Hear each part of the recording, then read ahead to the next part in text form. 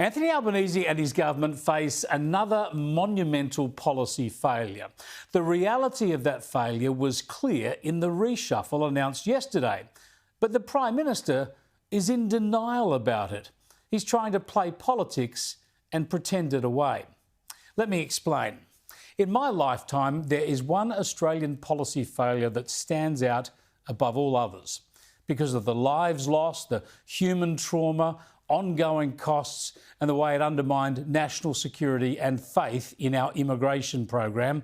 The greatest policy failure of the past half a century has to be Labor losing control of our maritime borders.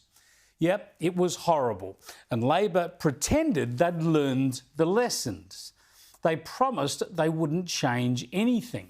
But under Anthony Albanese, they've scrapped temporary protection visas and they completely stuffed up a High Court case, ceding the key point and losing it. And then they failed to prepare a proper response.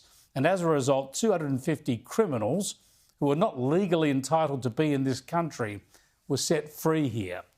The Immigration Minister, Andrew Giles, was hopeless, and so was the Home Affairs Minister, Claire O'Neill. Yet while some of the released criminals allegedly reoffended and more boats started to arrive, even reaching the mainland, these two hapless ministers stayed in their jobs. Until yesterday. Yeah, that's the good news, is that after standing by these failing ministers for months, the Prime Minister dumped them yesterday to more junior jobs. About time. But incredibly, Albanese tried to say they'd been successful. What Claire O'Neill and Andrew Giles have had to do is to repair the damage which has been done. What on earth is he on about? How can he dump these ministers and simultaneously pretend that they've made things better? Why did you move Andrew Giles from the portfolio? Because there's a reshuffle.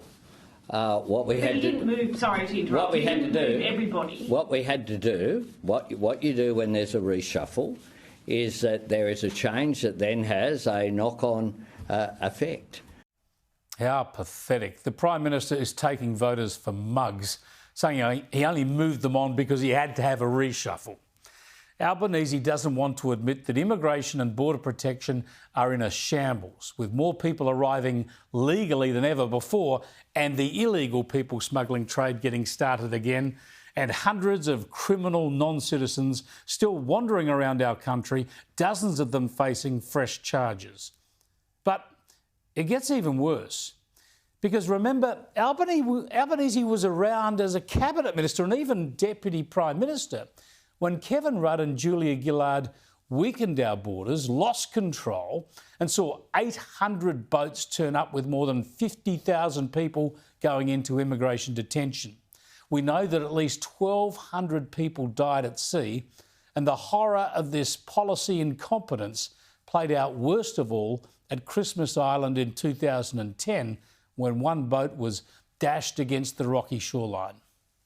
The outstretched hand of a woman grasping for life as frantic rescuers try to drag survivors from the boiling sea. We need to get life jackets down to these people. This was the refugee boat just seconds before it was swamped by huge waves. Tossed about like a matchstick in the massive swell, it stood no chance. Eventually thrown onto rocks.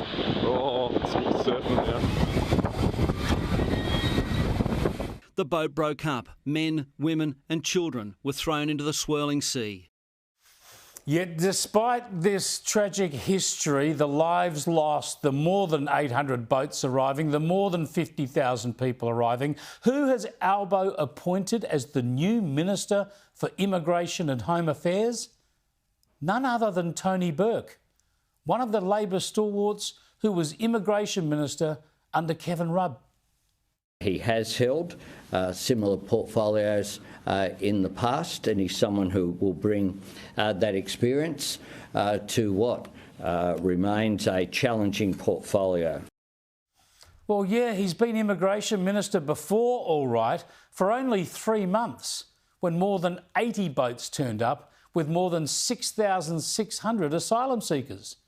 That's not a recommendation to have another go. That's a clue to never let him near the area again. What a disastrous appointment. And what a slap in the face to a nation that's actually worried about immigration numbers, worried about illegal people smuggling starting up again, and also worried about criminal non-citizens reoffending against Australian citizens. Instead of focusing on this real issue of national security, the government, along with the Canberra Press Gallery today, has been more interested in a distraction, in attacking former Nationals leader Barnaby Joyce for using this campaigning metaphor over the weekend. And the bullet you have is that little piece of paper, and it goes in that magazine called The Voting Box, and it's coming up. Get ready to load that magazine. Go, goodbye, Chris. Goodbye, Stephen.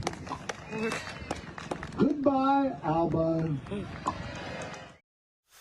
Look, that is not the best metaphor or analogy, and it's not one I'd used. I'd never use it, but then I'm not a farmer and I don't own a gun. And the lines, of course, are particularly sensitive now after the assassination attempt on Donald Trump. But there was clearly no incitement involved. It's just a choice of words, and Joyce has apologised. Okay. Here we go. I apologise for using that metaphor. I've done it on Sunrise. But the Prime Minister isn't happy with that. He wants a political scalp. Peter Dutton has had 4 reshuffles. He should have a 5th, and Barnaby Joyce should go. This is the sort of language which has no place in any part of Australian society, let alone in public life. What does this bloke have to do to lose his job?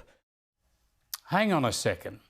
This is a Prime Minister who is looking at an immigration and border security disaster, who has dumped 2 ministers but can't bring himself to admit that they've failed. He's given them other jobs in the ministry anyway.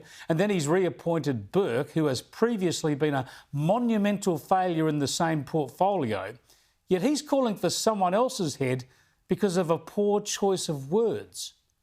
How about the Prime Minister concentrate on running the country? Albanese is consumed with politics rather than governing, consumed with trying to solve his own political problems and his own political skin rather than solving the nation's problems and protecting the nation's future. Enforce our borders, Prime Minister, control our immigration, deliver reliable and affordable power, lower the cost of living, strengthen our defence forces.